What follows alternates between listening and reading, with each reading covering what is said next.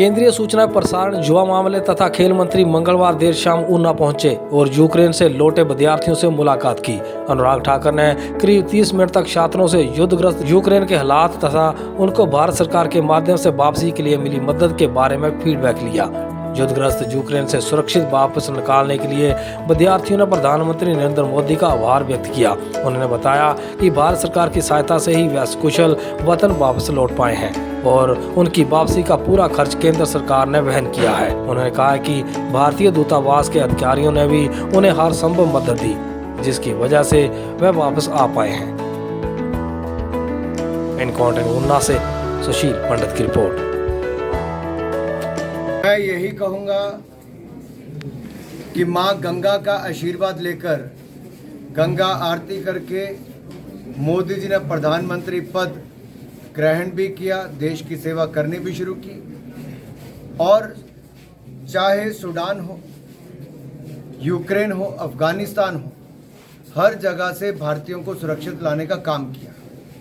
ये माँ गंगा के आशीर्वाद से और अब ऑपरेशन गंगा के माध्यम से भी हजारों विद्यार्थियों को युद्ध की भूमि से, युद्ध वाले देश से वापस निकालने का काम सुकुशल किया है, सुरक्षित उनको वापस लेकर आए हैं। जैसा आपने सुना, सभी छात्र भारत सरकार का, मोदी जी का आभार प्रकट कर रहे हैं। ये अपने आप में दिखाता है मोदी जी की लोकप्रियता दुनिया भर में तो है ही, साथ ही साथ में तिरंगे की मान, सम्मान और शान जो बड़ी है, ये अपने आप में बहुत कुछ कहता है। मेरा नाम अनिता पाटिल है। मैं अब्रोड नेशनल यूनिवर्सिटी से हूँ। मैं 4th ईयर में हूँ अभी और मुझे यहाँ इंडिया आते हुए 3 दिन लग गए थे। वैसे तो हमारी यूनिवर्सिटी काफ़ी पास है हंगरी बॉर्डर से, 30 मिनट्स दूर है, बट बॉर्डर क्रॉस करने में हमें 25 आवर्स तो लगे थे, क्योंकि वहाँ पे भीड़ बहुत ज़्यादा थी। हम इकट्ठे आए थे, हम सभी यूक्रेनियंस के सभी आए थे और भीड़ भी ज़्यादा थी, इसलिए आप तो अलग अलग देशों के बच्चे वापस आ रहे होंगे, स्टूडेंट्स के नाते आ रहे हैं। वो स्टूडेंट्स तो खुद से जा रहे हैं, बाकी कंट्रीज़ के स्टूडेंट्स। सिर्फ मैंने वहाँ पे अपनी इंडियन एम्बेसी देखी होगी कि जिनके बच्चे को इकट्ठे लाया जा रहा है, बाकी तो खुद अपने बेसिस पर खुद करवाने से अपने अलग अलग। मैंने ऐसे सुना नहीं उनसे। वो भी ये भी कह रहे हैं कि हमारी एम्बेसी ने हमसे कोई कांटेक्ट नहीं किया, ना हमें कॉन्ट्रैक्टर्स को हेल्प कर रहे हैं कि हाँ हाँ हम आपको सेफली बॉर्डर क्रॉस करवा दें। ऐसा कुछ नहीं था, वो खुद ही कर रहे थे।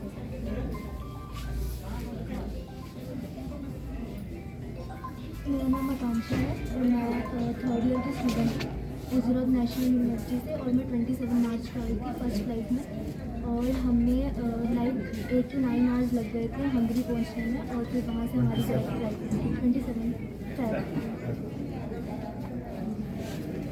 24 को तो शुरू में ही आ गया।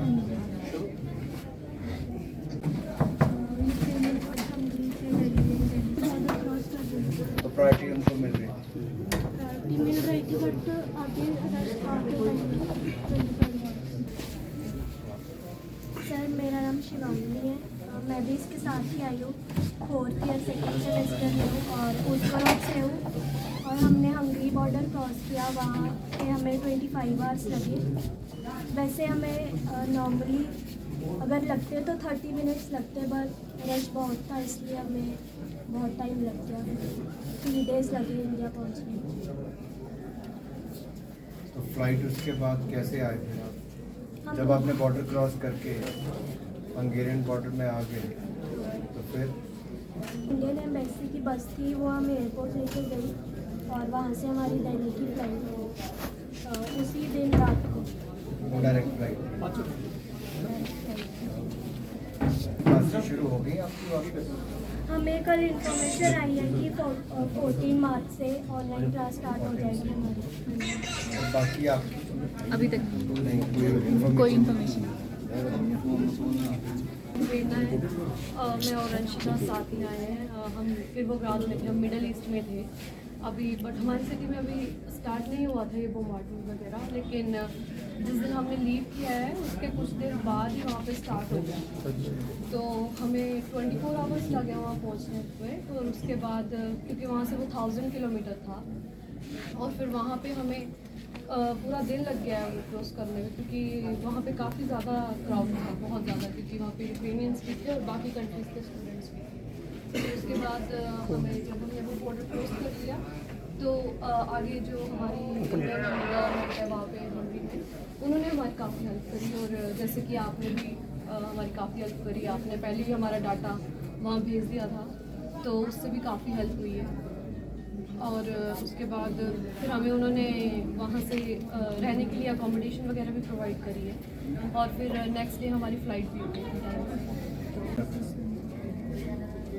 मेजॉरिटी आपने से बुडापेस्ट से ही वापस और सर मेरा नाम आदित्य भारद्वाज है और मेरी यूनिवर्सिटी खारकिव में है। बट जिस दिन ब्लास्ट हुआ उस दिन मेरी फ़्लाइट थी, तो मैं उस दिन कीव में था। तो हमें न्यूज़ मिलती है कि ब्लास्ट हो गया है। तो फिर हम जितने भी बस से वहाँ पे बच्चे गए थे, हम सब इंडियन एम्बेसी के पास गए और हम 4 दिन इंडियन एम्बेसी के पास ही रहे हैं। उन्होंने अपनी, हाँ जी सर, कीव में उन्होंने अपनी एडजेसेंट बिल्डिंग में हमें शेल्टर दिया था, एक एलिमेंट्री स्कूल का। तो sir it is all because of Indian embassy कि हम 4 दिन वहाँ पे सर्वाइव कर गए एकदम वॉर जोन के बीच में। So we are really thankful for Indian embassy. और फिर सर उसके बाद वहाँ से 4 दिन के बाद हमें डिफरेंट सिटीज़ जो वेस्टर्न सिटीज़ हैं वहाँ पे रिलोकेट किया गया। वो भी इंडियन एम्बेसी के जो ऑफिशियल्स थे हमें ट्रेन में बोर्ड करवाने आए थे। Although it was quite tough but still we manage to board the train.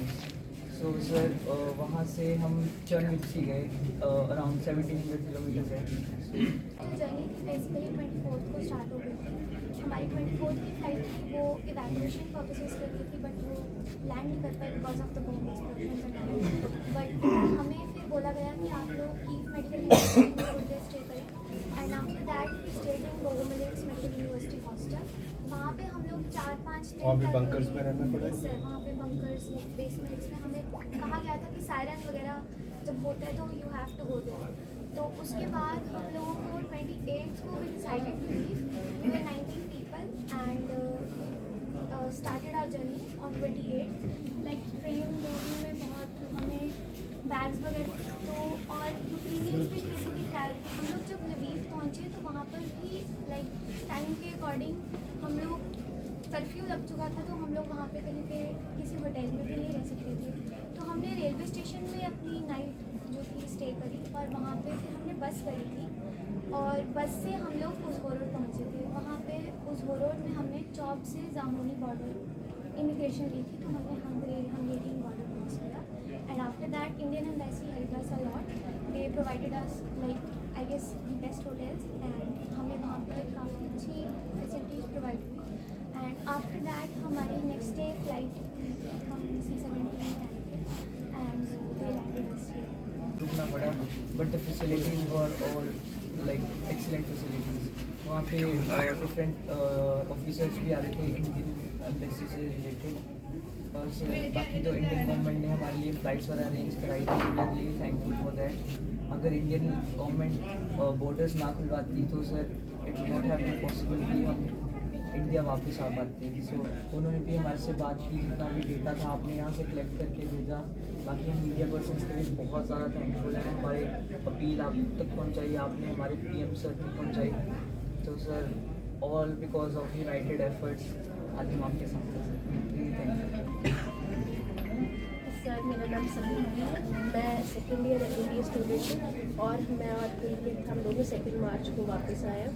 जिस दिन इन्वेजन स्टार्ट हुई थी हम लोग already Kharkiv to Kyiv move कर रहे थे क्योंकि हमारी फ्लाइट थी और हमारी भी वही सेम कंडीशन थी। Kharkiv Which date? डे कौन से दिन जा रहा है? 24 अर्ली मॉर्निंग। तो फिर वहाँ से जब इन्वेजन की न्यूज़ स्प्रेड हुई फिर हम लोगों ने वहाँ से कीव मेडिकल यूनिवर्सिटी के हॉस्टल में थोड़ी देर रुके। उसके बाद हम लोग गोगोमेलिट्स के हॉस्टल में स्टे करा और 28 फेब को फिर हमने जर्नी स्टार्ट करी थी वापस आने की कीव टू लवीव। फिर उसके बाद हमने हंगेरियन बॉर्डर क्रॉस करने का सोचा था और उसके बाद हम उज़होरोड टू टॉप रेलवे स्टेशन, वहाँ से हम लोगों की इमिग्रेशन हुई थी हंगरी के लिए और वहाँ से हम लोग वापस आए थे। वहाँ पे इंडियन एम्बेसी बच्चों को इकट्ठा कर रही थी, फिर हम सब लोगों को होटल्स में लेके गए थे। स्टे था, उसके अगले दिन ही हमें फ़्लाइट की टिकट्स मिल गई थी। इंडियन एयरफोर्स का प्लेन था और सब लोग गाज़ियाबाद, मास्टर में हाँ जी, गाज़ियाबाद लैंड किया था। आप लोगों ने भी खूब प्रयास किया, मेहनत की, यहाँ तक आए। और किसी भी युद्ध के क्षेत्र में किसी दूसरे देश से बाहर निकाल कर लाना कोई बहुत आसान काम नहीं। सिचुएशन आपसे ज़्यादा किसी और ने देखी नहीं। आपको ये भी पता है, जब आप वहाँ पे रह रहे हो और लोकल टैक्सी वाले, बस वाले, ट्रेन्स अवेलेबल ना हो तो कितना मुश्किल हो। बट उसके बावजूद भी जितने साथ लगते देश थे, बॉर्डर्स थे, उन सब में मोदी जी ने अपने कैबिनेट मिनिस्टर्स को यहाँ से सबको भेजा ताकि अरेंजमेंट्स को ओवरसी वो कर सके। वहाँ की लोकल सरकारों से बात करनी हो तो वो कर सके। आप लोगों के लाने में कोई दिक्कत ना हो। कनेक्टिंग फ्लाइट्स, चार्टर्ड फ्लाइट्स करके पूरे डायरेक्ट फ्लाइट दी, ऐसा नहीं कि किसी दूसरे देश से घुमा कर लाओ, तो वो भी सब करने का काम किया। जहाँ तक संभव हो पाया अच्छी जगह ठहराने का, खाने का, वो सब किया। लेकिन उसके बावजूद भी कहीं पे कमी रही हो तो उसके लिए मैं क्षमा भी चाहता हूँ, नहीं तो अदरवाइज़ उसमें प्रयास में हमारी ओर से कोई कमी नहीं रही। मेरा पर्सनल ऑफिस भी रात के 3-3 बजे तक सबसे संपर्क में, जहाँ जहाँ जिसके नंबर थे उनसे रहे। फॉलो अप भी करते थे कि आपकी या बाकियों की क्या चैलेंज है। जैसे आज जसवां, प्रागपुर, देहरा, ज्वाला जी के स्टूडेंट्स भी मिले, हमीरपुर के मिले। उन्होंने माना कि रात के 3-3 बजे तक मेरा ऑफिस से मिस्टर शरद आपसे बात करते थे, फॉलो अप करते थे। जहाँ मुझे बात करनी होती थी सब कंपाइल करके मैं फॉरेन मिनिस्टर से बात करता था, वो आगे एम्बेसीज को कहते थे। ये सारी एक लंबी प्रक्रिया है। I don't want to bore you with that, but कुल मिला के तब हो पाया जब हमारे देश में मोदी जी जैसा प्रधानमंत्री जो सोचते हैं। और फिर रशियन प्रेसिडेंट से, यूक्रेनियन प्रेसिडेंट से बात करनी, कल भी की वापस। तुम्हें जो फंसे हुए हैं अभी भी, उनको निकालने के लिए भी बात की। सेफ कॉरिडोर बीच में भी जो बनाया गया, सेफ कॉरिडोर नहीं मिल रहा लास्ट लेग में, वो भी बड़ी मुश्किल से इंटरवेंशन करके। और मेरा अगर आपको मैं मैसेज दिखाऊँ अपनी बात, क्या कर रहे तुम लोग, आना चाहिए तुम लोगों ने तो। It was so difficult, they didn't even online कब तक। सर हम लोग ने तो सोचा ही नहीं था कि आएंगे। हमारा लास्ट ईयर था, लास्ट 3 मंथ्स थे, तो हम लोग ने बिल्कुल नहीं सोचा था। हमने सोचा था कितना वर्स्ट, हमने जितना एक्सपेक्ट किया था उससे बहुत ज़्यादा ख़राब सिचुएशन होगी। लोकल्स तो यही बोल रहे थे, हम 8 साल से ये देखते आ रहे हैं, कोई दिक्कत वाली बात नहीं। सर लोकल सर जो वहाँ की मीडिया है सर उसमें कुछ भी नहीं था। उसमें सिर्फ नेगोशिएशन के बारे में ही बोल रहे थे कि बात इससे कर रहे हैं, फ्रांस से आए हैं, उनके मतलब मिनिस्ट्री के लोग बात कर रहे हैं, ये सब यही चल रहा था सर। 1% नहीं। और सर 23 रात को सर 1 बजे सर इमरजेंसी डिक्लेयर हुई है कीव सिटी में। और सर सुबह इतनी सर 3-4 घंटे में तो कोई निकल भी नहीं सकता था वहाँ से। और सर 4:30-5:30 बजे उन्होंने मतलब स्टार्ट कर दिया। बहुत सारे तो शायद 24 को भी कॉलेज आज थी सर, वो तो फाइनल 10 बजे जाके पुल इसी लाइन पे ट्राई कर रहे हैं कि सेफ कॉरिडोर बना के। ये बहुत आसान काम नहीं था, क्योंकि एक तरफ से एग्रेशन, दूसरी तरफ से दूसरा देश अपने आप को बचाने का, लड़ने का प्रयास कर रहा है। और संख्या कोई छोटी नहीं है। इंडिया की 20,000 की संख्या है, it's not a small number. लेकिन उसके बावजूद आप सबने हिम्मत की है। जो सरकार ने प्रयास किए, मोदी जी ने, वो आपने भी उसका उल्लेख किया कि कैसे इंडियन एम्बेसीज हो, इंडियन गवर्नमेंट हो, उनकी तरफ से मदद हुई है।